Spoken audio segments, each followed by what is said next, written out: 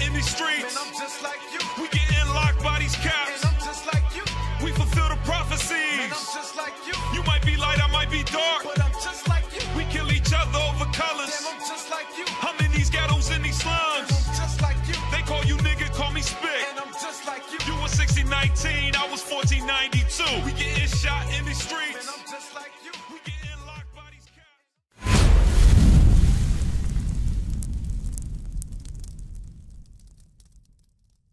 Welcome to FCN Quick News of the Day. I'm your host, Officer Azaniah, and in today's news we have a Pennsylvania man who called 911 died after dispatch hung up when he didn't speak in English, complaint says. That's sad. Let's scroll down. Let's get some more on this article, what it's talking about, right? Let's keep scrolling. Keep scrolling. Right there. Let's read that. A forklift operator at a Pennsylvania Walmart died after 911 dispatch hung up on him when he called in and didn't speak in English.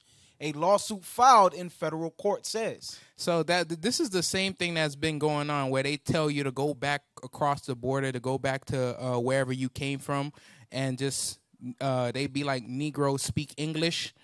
If you speak any different language, let's go back. Come on. When Santiago reached the dispatcher, believed to be a woman named Sonia O'Brien, he attempted to notify her of the fire in his home and frantically begged for emergency assistance, the lawsuit says. Come on, let's keep scrolling. Let's keep reading. Let's get some more on this. So we could understand what truly happened, what ended up happening. Read. But the dispatcher did not speak or understand the Spanish language, nor did she utilize a Spanish language helpline, nor did any other dispatcher assist her in this regard. Hey, so you know the crazy part about it is that I guarantee you nobody knows a Spanish dispatch hotline. All we know is what? 911, 411, and 611. So this is the thing about America, how it's a hypocritical nation where majority of the people that's kind of like helping run the society is Northern Kingdom, people that speak Spanish.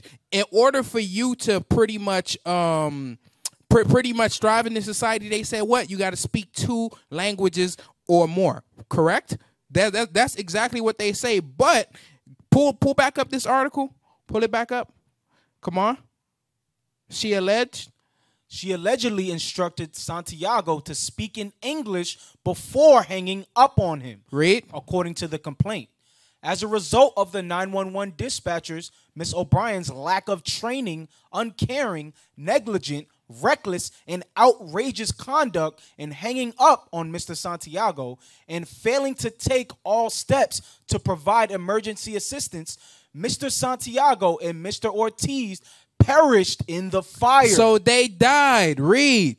The lawsuit says, according to the coroner's report, Mr. Santiago and Mr. Ortiz died from smoke inhalation and carbon monoxide toxicity. So you got to understand how cruel this country is, that pretty much if you're not American, if you don't bleed blue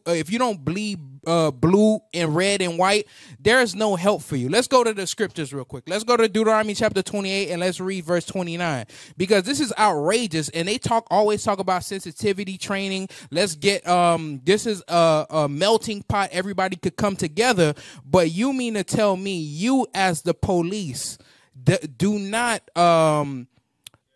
not care about any other race, nor put somebody on the phone that's able to speak different languages? I guarantee you, if somebody came from the Ukraine, correct? If somebody came from the Ukraine, you'll have somebody that's on a 911 phone call speaking Ukraine. They'll at least do one thing, transfer her over to somebody that speaks Ukraine. How come they ain't do that for the same brother? This is the reason why. Deuteronomy chapter 28 and 29. Let's go. Deuteronomy chapter 28 and verse 29. And thou shalt grope at noonday, as the blind gropeth in darkness. Man, you're going to be feeling around for different solutions, because a lot of us, we start seeing our people being oppressed on every side. We start asking ourselves why. So we start looking into different solutions. You're groping at noonday. Read. And thou shalt not prosper in thy ways. But we're not going to prosper in our ways in trying to get the solutions that we actually need. Read. and thou shalt be only oppressed and spoiled evermore. So why are we going to be oppressed and spoiled evermore? Just like how that brother was oppressed and spoiled evermore. Is because we didn't want to keep the commandments of God. Jump up to Deuteronomy chapter 28 and verse 15. Because the Bible is clear. The Bible is our only solution on how to get up out this captivity, up how to get from under the hand of the oppressor. The Bible is very clear, but we just don't understand that as a nation of people because God is, read that. Deuteronomy chapter 28 verse 15. But it shall come to pass if thou wilt not hearken unto the voice of the Lord thy God. So this is God speaking to our forefathers in the wilderness through Moses that came from Egypt, which was in Africa. This is what he's telling them. Read. To observe to do all his commandments and his statutes, which I command thee this day, that all these curses shall come upon thee and overtake thee. What we just read in verse 29 is a curse about us being oppressed and crushed always, just like how that brother was oppressed. When he called the dispatcher, he was not able to get anybody that has any ounce of remorse for somebody that speaks another language than him. The blacks, the Hispanics, and the Native American Indians, they are the Israelites. So when we look at the news and this stuff is predominantly happening to the blacks, the Hispanics, and the Native American Indians, you got to start asking yourself, why? Because the reason why this is happening is we're having too long. We are trying to get solutions, but we don't include God within the solutions. Right? So now let's go to this. So because we haven't included God to try to figure out the solutions from his holy book, this is what's going to keep happening to us. Let's go to Job chapter 35 and let's read verse 9. Job chapter 35 and verse 9. By reason of the multitude of oppressions, they make the oppressed to cry. So this is what we're seeing. We're seeing the oppressed cry because what is the family doing? The family right now is mourning for the two people that was lost, and not only that, they're crying by that lawsuit that they're trying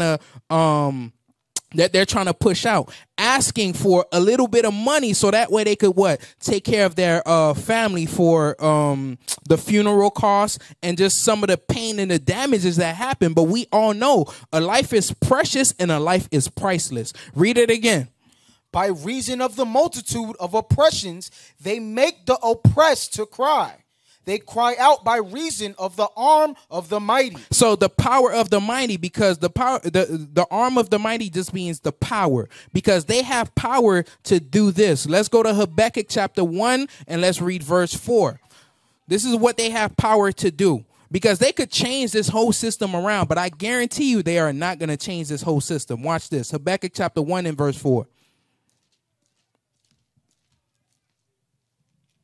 Habakkuk chapter 1 and verse 4. Therefore the law is slack. Because the law is slack. The law in America is slack, read. And judgment do never go forth. So that's why you would never see that judgment ever really go forth. Even though they might settle out of court, or they're going to give them maybe $2, $3, $4, $6 million. I guarantee you this cycle is going to keep going, and this train is going to keep running the way that it has been running from before.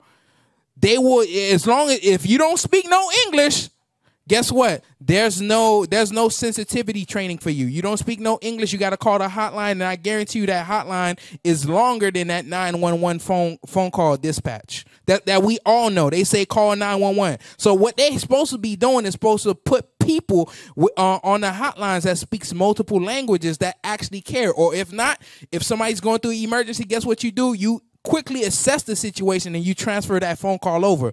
But I guarantee you they're not going to do that, because the law is slack and what?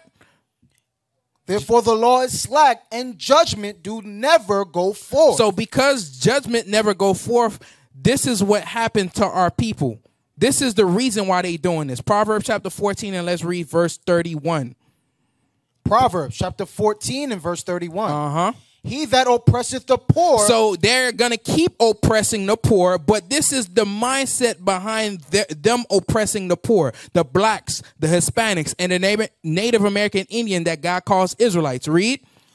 But he that honoreth him hath mercy on the poor. Read it again. But he that hath honoreth him hath mercy on the poor. The wicked is driven away, in his wickedness. But read Proverbs 14 and 31. He that oppresses the poor. He that oppresseth the poor reproacheth his maker. He hates God. That's the reason why he's oppressing the poor. That's the reason why he's doing this, because he ultimately hates God and he hates God's people. Go to Psalm chapter 72 and let's read verse 4. Psalm chapter 72 and verse 4. Come on. He shall judge the poor of the people. But by them hating God, God says, I'm going to judge the people. Read. He shall save the children of the needy. And shall break in pieces the oppressor. So God is going to break in pieces the oppressor. People that has been oppressing the poor. With stuff like that, God sees it and he files it. And when he comes back, he's going to be stomping a lot of these nations out because of these little small things that they have done to his people.